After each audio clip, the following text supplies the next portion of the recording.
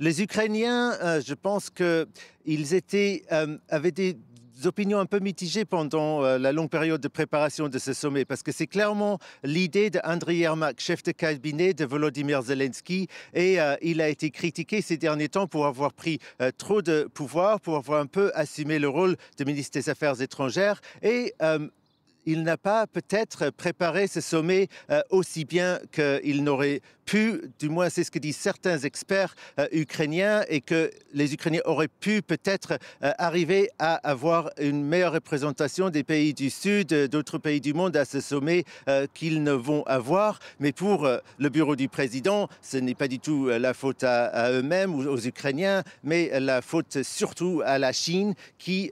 selon les mots de Volodymyr Zelensky, a décidé de ne pas participer à ce sommet et a ensuite fait du lobbying pour décourager d'autres pays de participer à ce sommet. Et donc, vous avez les géants du Sud comme l'Indonésie ou l'Inde qui sont aussi aux abonnés absents. Néanmoins, il y a plus de 92 pays représentés, près de la moitié à très haut niveau. Ça reste plus un sommet occidental et européen dans son essence que les Ukrainiens n'auraient voulu, parce que le but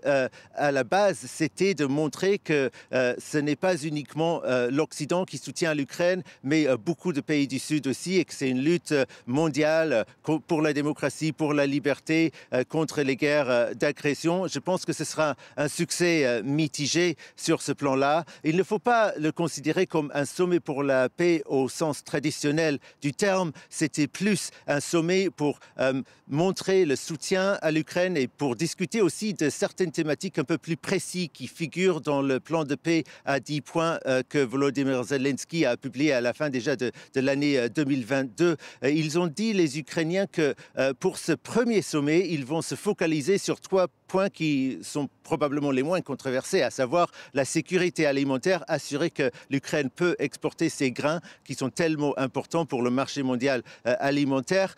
et puis la sécurité nucléaire. Il y a une centrale en Ukraine nucléaire qui est occupée par la Russie, et 2 autres aussi, et puis le retour des enfants qui ont été kidnappés par la Russie, les enfants ukrainiens qui sont en Russie actuellement.